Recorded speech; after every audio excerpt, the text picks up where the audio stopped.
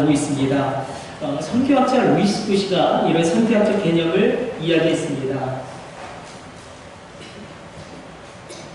10-14 윈도우라고 북위 10도에서 40도 이 지역이 가장 영적인 전쟁이 치열하게 일어나고 있는 지역이다. 왜 그러냐면 여기에 전 세계 인구의 3분의 2가 집중되어져 있고 미전도 종족의 거의 95%가 이곳에 이렇게 포진되어 있고 더 심각한 것은 무슬림 완전히 이 지역을 꽉 잡고 있기 때문에 결국 이 지역에서의 선교의 확장이 교회의 선교와 직결된다고 이야기합니다. 근데 최근에 이 루이스 부시 목사님이 야 이거보다 더 중요한 영적인 전장이 새롭게 생겨났다. 더 치열한 아니 가장 치열한 이 영적인 전쟁에서 패하면 교회는 미래도 없고 정말 소망도 없는 그 영적인 전쟁터가 새롭게 생겨났다고 이야기하는데 그 영적인 치열한 전쟁터가 어디냐면 바로 다음 세대라는 것입니다. 그래서 이 다음 세대가 교회의 모든 미래를 정할 것이다. 그래서 깨어 있어야 한다. 그래서 이렇게 이야기해요. 미국과 유럽 교회는 시간도 놓치고 상황도 놓치고 시기도 놓쳤다면 한국 교회는 그래도 가능성이 남아있다는 것입니다. 이 마지막 골든타임을 놓치면 대재앙이 초래될 수밖에 없다. 그래서 이분은 친히 자신의 손주와 손자들, 증손주와 증손녀들이 18명이에요. 근데 그들에게 일주일에 그 20분씩 그 아이들을 직접 성경을 이야기하고 내가 만난 하나님, 어떻게 내가 믿음을 만나게 되었는지를 직접 증언한다고 이야기합니다. 여러분, 우리 아이 어떻게 되겠지? 우리 자녀 어떻게 되겠지? 아니요, 안 됩니다. 우리가 다 알고 있지 않습니까? 내 아들과 내 딸에게 내가 정말 복음을 증언하겠다라는 분명한 비전이 우리 가운데 있어요. 거기에 그치지 않고 잘 들어보세요. 내 손주와 내 손녀에게 내가 복음을 직접 전하겠다라는 선명한 비전이 여러분의 심령 가운데 아로 새겨지기를 축복합니다.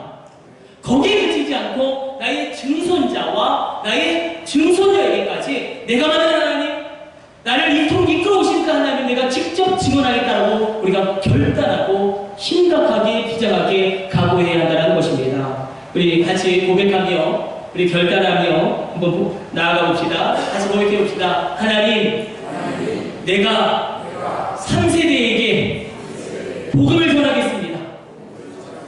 여러분의 아들과 딸에게, 여러분의 손주와 손녀에게, 여러분의 증손자와 증손녀에게 여러분이 직접 복음을 증거하실 때 그 복음은 놀라운 능력이 될 줄 믿습니다. 성경에도 기록되어 있지 않습니까? 아브라함의 하나님, 이삭의 하나님, 야곱의 하나님 증언하고 있지 않습니까? 여러분 그 믿음의 신앙의 계승이 이어져야 한다는 것입니다. 자, 이 루이스 부시 선교학자가 이야기했듯이 근데 저는 한번 이렇게 생각해 봤어요. 10-14 윈도우가 아니라 정말 다음 세대 4-28 윈도우다. 4살에서 28살까지 우리가 이 다음 세대를 놓치면 교회 미래가 없다. 여러분 한국 교회 가운데 교회 학교가 없는 교회가 전체의 70%를 넘어섰습니다. 청년들의 실질 복음 아이를 5% 미만으로 선교학자들이 잡고 있는데 이건 과언이 아니에요. 여러분 청소년들이 교회를 떠나가고 있는데 가장 심각한 건 무엇이냐면 이 세계관 싸움이에요. 세계관 싸움, 그리고 가치관 싸움, 그리고 정체성 싸움. 난 누구냐? 우리 자녀들이 거기에 대해서 분명한 대답을 하나하나씩 발견해야 한다는 것입니다. 그런데 우리가 세속화와 물질주의와 이 진화론에 우리 아이들이 갇혀서 이 영적 전쟁에서 우리가 굉장히 어려운 고전을 면치 못하고 있다는 것입니다. 저를 보십시오. 제가 말씀드리려고 하는 것입니다. 우리의 아이들은 미전도 종족이에요.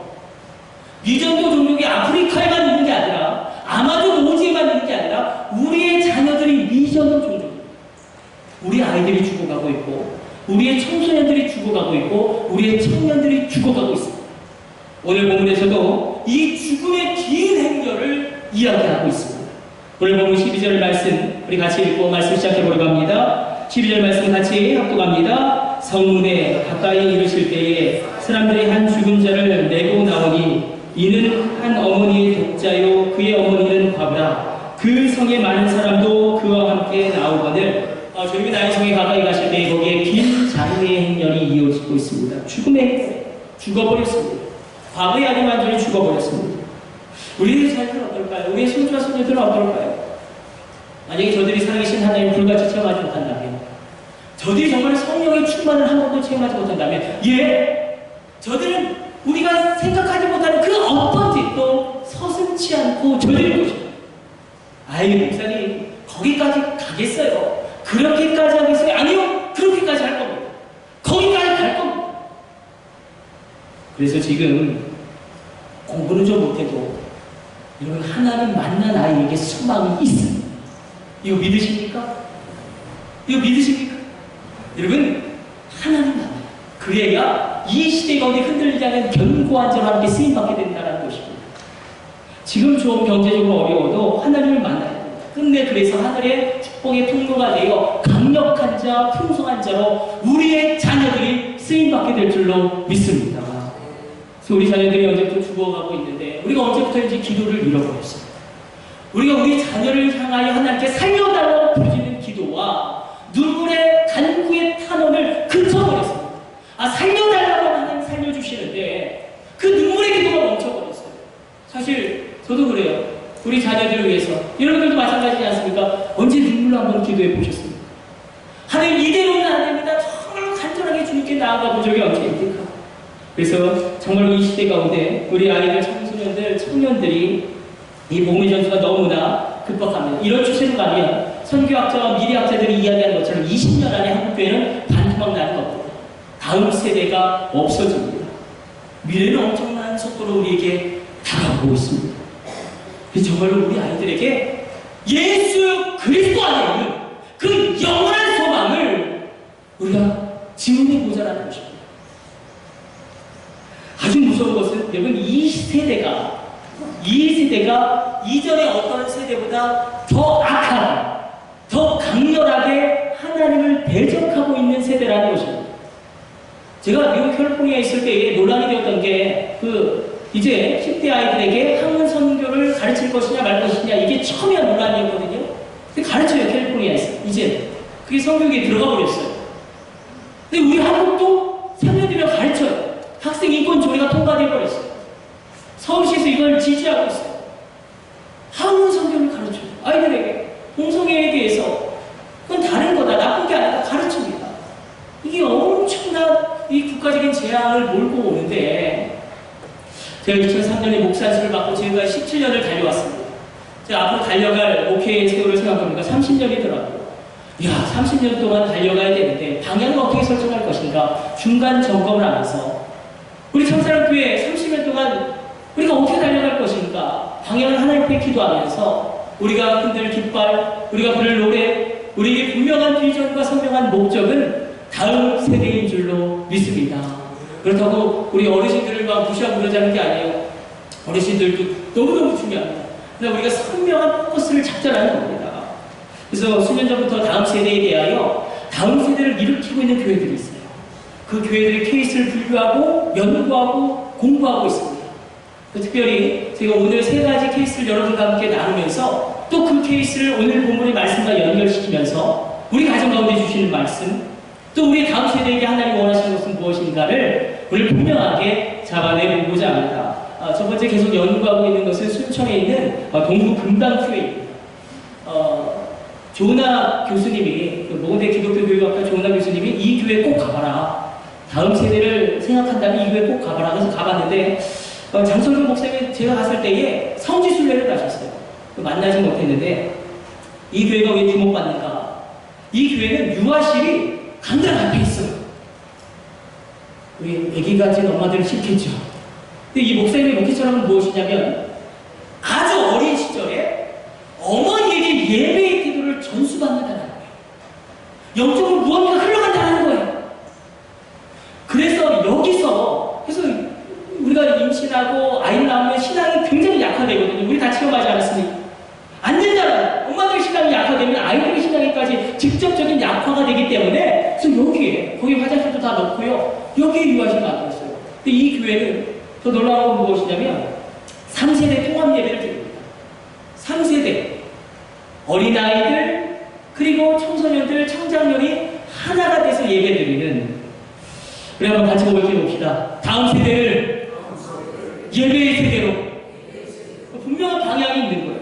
두 번째, 지금 제가 주목하고 있는 교회는 서울의 한복판에 그 강남에 있는 서초구에 있는 교회인데, 더 크로스 처치예요. 교회 건물은 없어요. 그냥 지하실에서 새를 들어서 예배 드리는데, 여러분 서울 강남 한복판에서 주말에는 어떤 일들이 벌어집니까? 그 클럽들이 다 거기에 밀집되어 있지 않습니까? 그 환락의 향연, 그 한복판에서 더 크로스 처치는 이 박구정 목사님 무엇을 결단했냐면, 야, 그 주말, 토요일과 주일, 우리 교회는 24시간 예배 드리겠다. 우리는 24시간 함께 예배하겠다. 이 박구정 목사님의 고민이 여기 있었던 것 같아요. 이분의 이야기를 들어보니까 교회의 문제는 젊은이들에게 너무나 적은 것을 요구하기 때문에 발생하는 것은 아닌가. 이분이 미국에서 있을 때, 여러분 미국 교회를 무시하지 마십시오. 미국 교회는 24시간 예배하는 교회들이 있습니다. 거점마다 각 주마다 있어요. 그래서 이분이 그 예배에 참석하고 충격을 받았어요. 아니, 우리가 기도의 나라인데 이게 영적으로 촛대가 옮겨가는 것 같은 거예요. 사실 한국에서 24시간 예배하는 교회가 어디 있습니까? 그래서 안 되겠다. 우리도 한국에 가서 주말만이라도 다윗의 장막을 일으켜서 24시간 예배하는 그 예배를 일으켜보자. 그러면 다윗이 왕이 된 다음에 제일 먼저 한 일은 오베데돔에서 여호와에게를 모셔오고 레위 4,000명을 찬양 인도자로 세워서 24시간 밤낮 주야로 하나님을 예배하는 겁니다. 예배의 비밀이 있습니다. 다윗의 강성함의 원천이 있습니다. 이 예배의 비밀을 우리가 주목해보자는 것입니다. 이분이 붙잡은 것은 다음 세대 가운데 예배의 환상, 예배의 비전을 사로잡게 하자. 하나님의 광대하심과 그 사모함, 그 아름다움을 사모하게 해보자는 것입니다. 하늘에 계신 하나님을 이 땅 가운데 예배할 때에 이 땅 가운데서 누릴 수 있는 영적인 환희를 저들에게 도전하자는 것입니다. 여러분, 다윗처럼 환난 날이나 기쁜 날이나 곤고할 때나 형통할 때나 예배하는 자는 어떤 상황에서도 세상을 이기게 될 줄로 믿으시길 축복합니다. 결국 한 가지 이분이 이야기하는 것은 다음 세대를 예배의 문화로 사로잡겠다는 거예요. 플랫폼은 예배. 플랫폼은 예배. 세상적인 프로그램이 아니에요. 예배의 승부를 걸겠다는 거예요. 이분이 영적인 전해진로를 이야기하는데, 어린아이가 자라나는 데 있어서 가장 중요한 영양소가 칼슘이라고 합니다. 왜냐하면 이게 뼈를 키우기 때문에. 이 칼슘은 아무리 칼슘을 많이 섭취한다고 해도 이 칼슘을 뼈에 전달하는 전해질이 없으면 소화기관 통해서 다 배출되어지고 칼슘이 뼈까지 가지 못한다는 거예요. 이 영적 전해질, 이 영양소를 공급해야 됩니다. 그 영적 전해질, 그 영양소를 공급하는 통로가 예배라는 것입니다. 그래서 이분의 목회 철학이 독특해요. 그래, 다음 세대가 말씀의 은혜 받지 못할 수 있다. 말씀의 은혜 받지 못하면 그렇다고 포기할 거냐? 제 설교 우리 아이들에게 잘 안 들려요. 그게 이제 현실이에요. 그럼 말씀의 은혜 받지 못한다고 다음 세대 포기할 거냐? 그럼 찬양에서라도 은혜 받게 하면 될 거 아니냐? 우리도 찬양단이 중요해요. 찬양 인도자가 중요한 거예요. 그래서 찬양 인도자를 위해서 거의 담임 목사 수준으로 여러분도 기도하셔야 합니다. 말씀의 은혜 못 받으면 찬양에서라도 은혜 받아야 한다. 여러분, 이런 다급한 일이 가운데 이제되기를 주님의 이름으로 축복합니다. 그래서 우리 사실 낮에는 신랑이 놀고 예루살렘에 가서 저녁에는 그냥 뜨겁게 찬양하고 뜨겁게 기도하는 거예요. 그래서 다시 한번 같이 고백해 봅시다. 다음 세대를 예배의 세대로. 제가 마지막으로 주목하고 있는 것은 대구 열방교회 이 박세윤 목사님입니다. 이 교회는 무섭죠. 왜 이 교회가 무서운가 주목하는가? 아니, 어린애들이 새벽 기도를 합니다. 어린아이들이 새벽 기도를 한다. 해요. 진짜 해요. 어린애들이 새벽 기도 합니다. 그럼 이 교회 수만 있는 거 아니겠어요? 이 교회에 이 아이들 영적인 야성이 있는 거 아니겠어요? 저도 아직도 기억나요. 부흥회가 그렇게 싫었어요. 새벽 기도 해야 되니까. 이 목사 아들의 아픔을 아십니까? 부흥회 싫어요. 새벽 기도 해야 되니까. 그런데 그게 저의 영적인 야성이에요. 우리가 영적인 야성을 어떻게 전수할 수 있겠습니까? 사실 이 목사님, 박세윤 목사님은 하나님의 은혜 가운데 부흥한 지 개척하신 지 15년 만에 작년 성도가 500명이 되었답니다. 500명. 대단한 거죠. 그런데 문제는 어디 있었냐면, 근데 교회 학교 아이들은 제 25명이 예배 드리지 않는 거예요. 근데 이것도 몰랐대요. 근데 목회가 어렵죠. 어느 순간에 갈등과 분열과 문제가 일어나서 정말 교인 절반이 떨어져 나가다고 합니다. 250명이 떠나갔대요. 온갖 유언비어와 온갖 교회를 향한 불평과 불만을 터뜨리고, 근데 이분이 문제가 뭐냐면 이분이 그래서 대인 기피증이 생긴 거예요. 이 목사님이 사람이 무서워진 거예요. 그래서 목회에 대한 열정을 다 잃어버리고, 이분이 정말 그렇게 표현해요. 내가 3년을 해냈다. 제가 이분 간증을 들으면서 얼마나 깜짝 놀랐는지 몰라요. 아, 목사가 설교를 해도 죽은 것처럼 설교할 수 있겠구나. 3년을 해낼 수도 있겠구나. 내가 언제 이분이 충격적으로 되돌아오게 되냐고요. 어느 날 이제 교회를 가는데 교회 앞에서 교회 학교 아이를 만났답니다. 그래서 물어봤대요. 너 이 교회 다니니? 예, 이 교회 다니는데요. 근데 아저씨 누구세요? 깜짝 놀라요. 담임 목사님에게 아저씨 누구세요? 너무나 기가 막혀서, 아니 나는 이 교회 굉장히 오래 다녔는데, 이 어린아이가 더 가만히 대답은, 저도 이 교회 오래 다녔는데 아저씨 처음 보는데요. 근데 자기가 살펴봤더니 자기 이렇게 15년 동안 교회 학교에 내려가서 설교해 본 적이 한 번도 없다는 거예요. 그래서 정말 내가 작정하고 한번 교회 학교에 가서 설교해보자. 그래서 교회 학교에 갔더니 25명 아이들이 모여있는데, 근데 설교를 했는데 시청각 교제도 와서 그냥 예수님의 사랑을 전했는데 이게 하나님의 은혜이고 아이들이 울기 시작하고 회개하기 시작한 거예요. 그러면서 이 목사님의 가슴이 뜨거워집니다. 야, 그럼 다음 세대에 살려야겠다. 내가 다른 건 못해도 이 아이들 붙잡고 내가 울면서 기도할 수 있지 않겠냐. 우리가 잡아내야 돼요. 이분들의 갈급함을 잡아내는 거예요.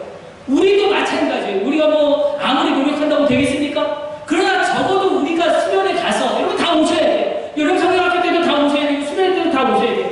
그래서 우리 뭐 경민이라든지 민영이 뭐 하예린 뭐 미영 이런 애들 붙잡고 우리가 울면서 기도할 수 있지 않겠는가?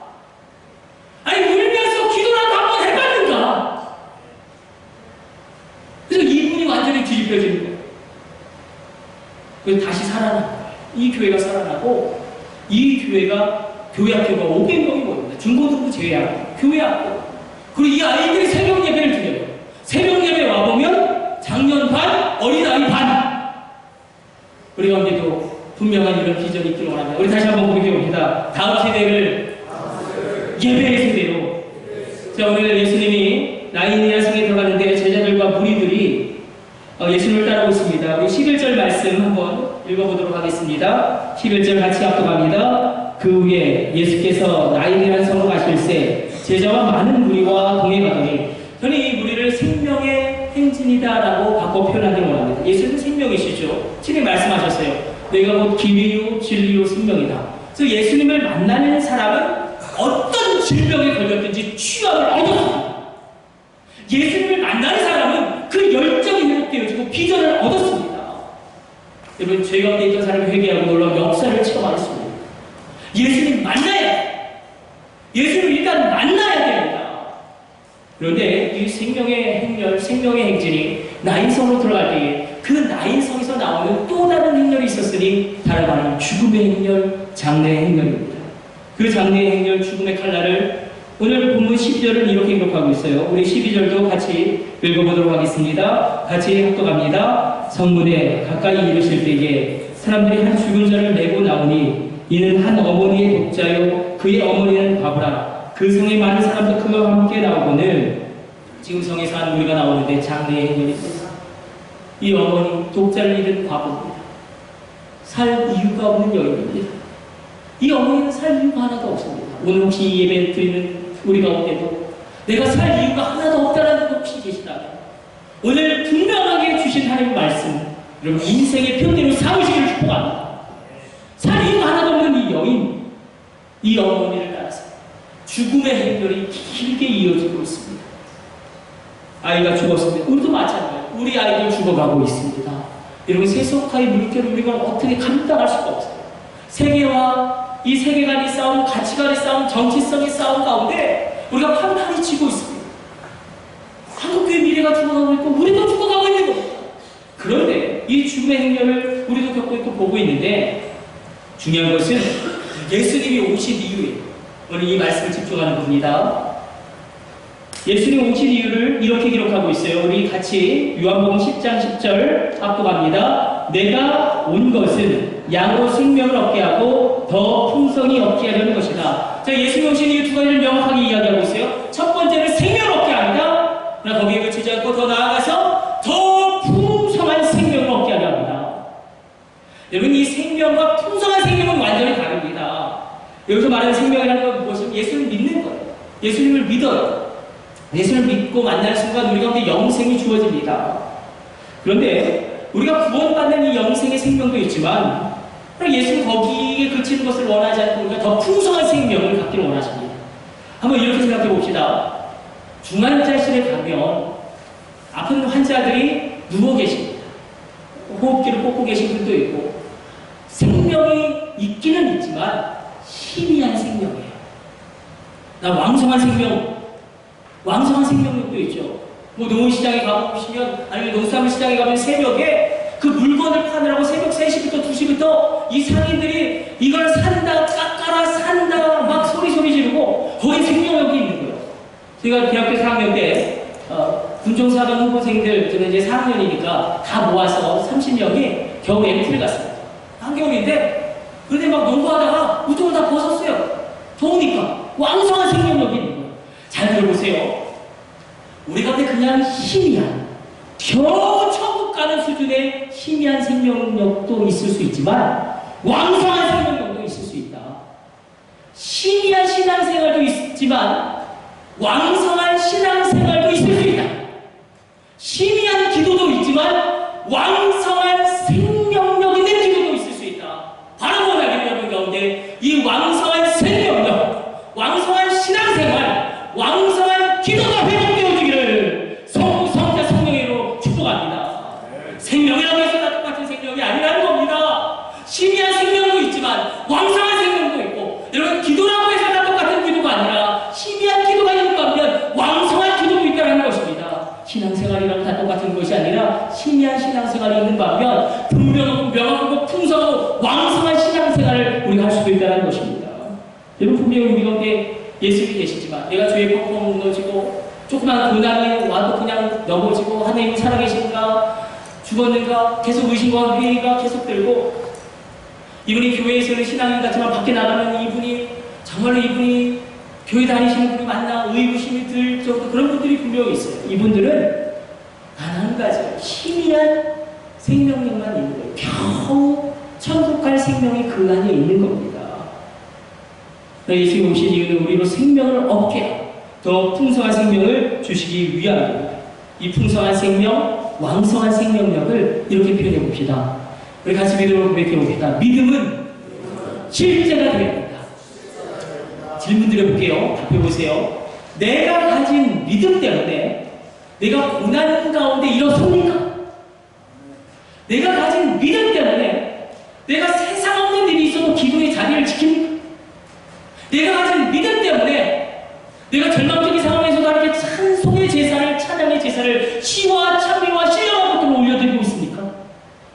내 믿음이 실제, 내 믿음이 정말 내 삶에 실질적으로 영향을 미치고 나를 변화시켜간다.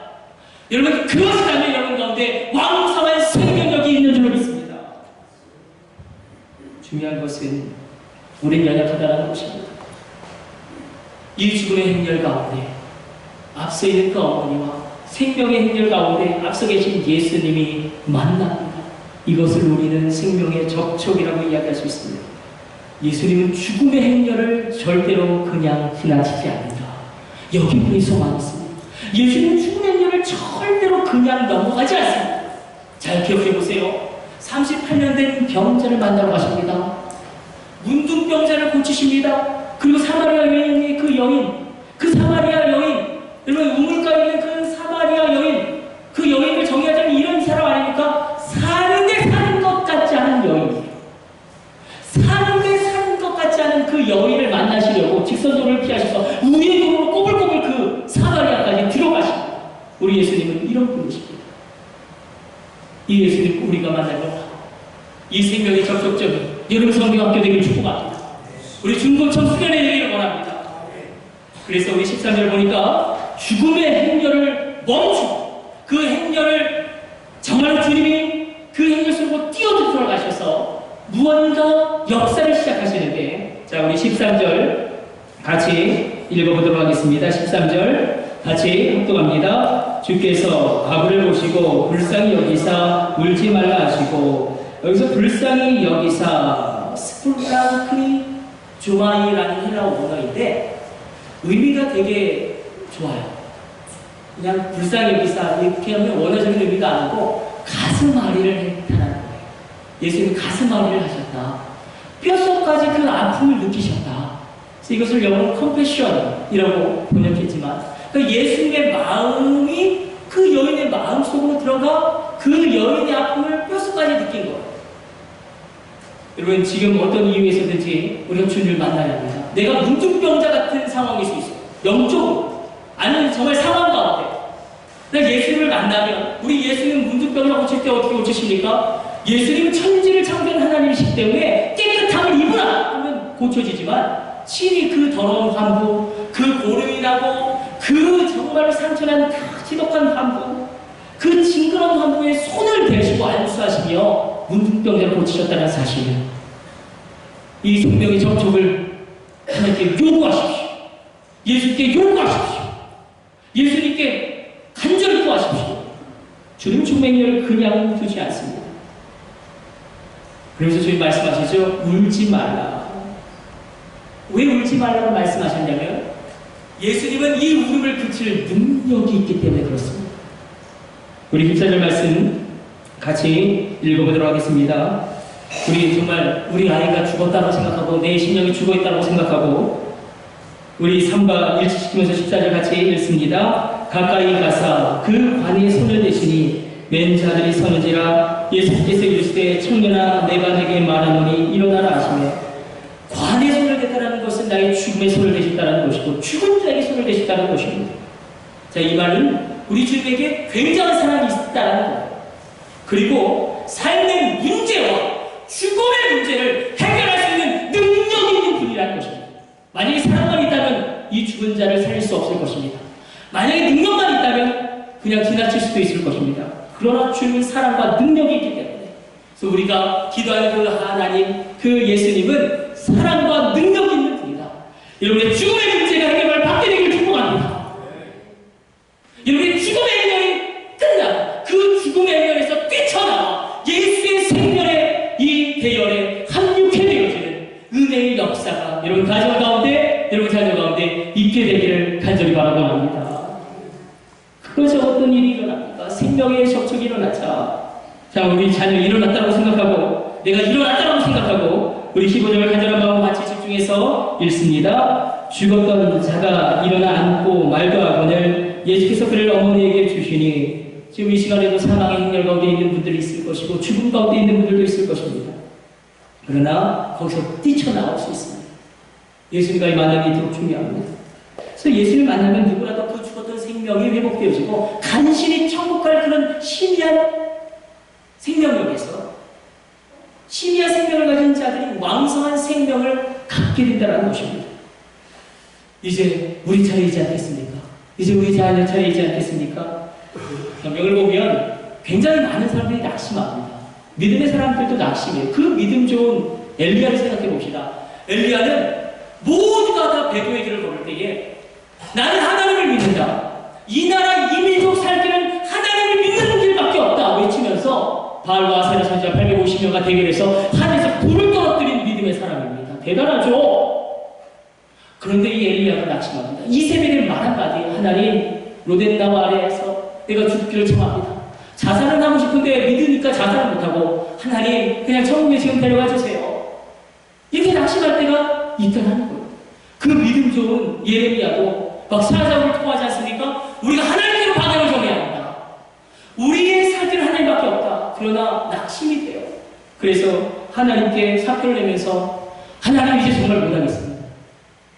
저 정말 이제 못하겠습니다. 사표를 내지 않습니까? 다윗은 어떻습니까? 그 믿음 좋은 다윗도 얼마나 고난 가운데 사람들이 그를 비우는지, 그 이렇게 시편에 노래하죠. 사람들이 종일 하는 말이 너희 하나님이 어디 있느냐? 너희 하나님이 어디 있느냐? 나의 눈물이 주야로 나의 음식이 되었나이다. 너희 하나님이 계시다면 너 그렇게 살면 안 되지. 아니 하나님이 살아계셨다면 너 그렇게 헌신했는데, 너 그렇게 기도했는데 이런 고난이 왜 찾아오냐? 정말 너희 하나님 살아계신 하나님 맞느냐? 그런데 답변할 게 없는 거예요. 그 사람 말이 다 맞은 것 같은 거예요. 그래서 다음 주에 물어답니다. 주야로 내가 눈물로 음식을 삼아 먹었답니다. 그러나 복음이 있습니다. 우리 하나님은 열심을 가지고 살리시는 하나님이시며 기뻐하시는 축복합니다. 하나님의 열심이 있어요. 신이 찾아오시고, 신이 엘리야를 찾아오시고, 예레미야를 찾아오시고, 그리고 다윗을 찾아오십니다. 그래서 이 하나님의 열심을 만나게 되는 게 이 예배인 줄로 믿습니다. 내가 너와 함께 할 거야. 너 다시 일어나야 돼. 내가 너를 다시 사용할 거야. 너는 나를 향해서 변화주시만 나를 향한 너의 목적과 나를 향한 너의 사랑과 너를 향한 나의 뜻과 목적은 절대 변하지 않아. 나는 언약을 지키는 신실한 하나님이야. 우리를 일으켜 세우시는 그 하나님의 열심, 그 열심 만나는 이 예배, 오늘 이 아침 예배 되기를 원합니다. 우리 한번 다시 고백해 봅시다. 다음 세대는 예배의 세대로 우리 두 가지 붙잡았으면 좋겠어요. 설교의 은혜 복 받으면 찬양이라도 은혜 받게 해야 되고, 정 안 되면 기도를 통해서 내가 뭐 기도한다고 기도하겠어요? 그냥 붙잡고 우리가 울 수 있지 않을까? 우리의 눈물의 방울이 저들의 머리에 떨어지고 심령에 떨어질 때에 그래서 하나님 뭔가 역사를 시작하시지 않겠는가? 오늘 예배로 시작해서 예배로 끝내려고 합니다. 한 이호다가 집사님 이야기예요. 영락교에서 정말 있었던 이야기입니다. 영락교회에서 솔리스트를 감당했던 한 여자 집사님이 계셨는데 남편은 주의를 하셨고 이 주의자 남편이 계속 미국으로 가더래요. 출장을 너무 빈번하게 하더랍니다. 뭔가 이상하다. 힘세가 안 좋아한다. 아니나 다를까. 미국에서 어느 날 전화가 왔는데 이렇게 이야기하더랍니다. 여보, 이제 나 한국에 돌아가지 않을 거야. 나랑 이혼해줘. 사랑하는 사람이 생겼어. 아니나 다를까 거기에 여자가 있고 그냥 거기에 눌러 앉기로 결정한 겁니다. 남편에게 버림받고 이혼당한 이 여인의 마음이 어떠하겠습니까? 청천벽력 같은 소식을 듣고 맨 처음엔 분노가 막 일어났대요. 분노로 잠을 이룰 수가 없었답니다. 분노. 그러더니 자기 연민으로 가더래요. 나는 참 불쌍하다. 그러더니 더 심각한 게 무엇이냐면 자기 비하. 자기가 자기를 미워하기 시작해요. 자기가 자기를 공격하기 시작해요. 자기가 자기를 싫어하기 시작해요. 자기가 자기를 힘들어합니다. 그래서 방에서 나오지 않았다. 3년 동안 방에서 나오지 않았답니다. 이게 사는 겁니까? 죽는 거지? 그러니까 이 모습을 보는 어머니, 친정엄마의 마음은 무너지는 거예요. 내 딸이 방에서 3년 동안 나오지 않아요. 그때 마침 교회에서 이 부흥회를 하는데 시편을 가지고 특별 새벽기도에 부흥회를 하기 시작한다고 해서 이 딸을 건면하고 한 번만 가보자. 엄마의 수업 딱 한 번만 예배 드리러 가자. 그래서 이 여인이 3년 만에 반강제적으로 그냥 모자를 푹 눌러쓰고 탁 외투를 입고 헉지헉지로 교회에 나왔습니다. 근데 저는 저와 여러분이 이것을 믿고 붙잡 들어갑니다. 절단 믿음으로 고백해봅니다. 단 한 번의 예배로 살릴 수 있다. 이거 믿으십니까? 여러분, 예배는 위력이 있어요. 단 한 줄기 말씀이 그 심령을 적시면서 일어나는 거예요. 사실 시편이, 여러분, 시편이 굉장히 밝은 분위기가 아닙니다. 절반이 탄원시예요. 눈물을 흘리면서 하나님, 지금 내 상황이 이렇습니다. 제가 이렇게 힘듭니다. 그래서 그 기도의 제목들이 다 이런 거 아닙니까? 세상이 버리면 죽게로 가지만 지금 등이 버리고 갈 곳이 없습니다. 근데 이분이 그 시편의 말씀을 듣는 가운데 이거 내 이야기인데 이거 나랑 똑같은 사람이 여기 또 있네. 이거 나랑 똑같은 상황인데. 그러면서 말씀이 들어가면서 그 심령이 녹아지기 시작했어요. 그러면서 하나님 여전히 나를 포기하지 않으셨구나. 하나님 여전히 나를 사랑하시는구나. 하나님 앞에서 나는 여전히 존귀한 자구나. 그 가치가 살아나기 시작하면서 영락교회의 솔리스트로 멋지게 복귀하는 거 아니겠습니까? 그 죽음의 해결에서 뛰쳐나와 생명의 대열에 합류하게 될 게 아니겠습니까? 이런 말씀을 정리하려고 합니다. 다음 세대에 죽어가고 있습니다. 이건 분명한 객관적인 통계예요. 이대로 가다가 20년 안에 한국교회는 반토막 납니다. 미래는 없습니다.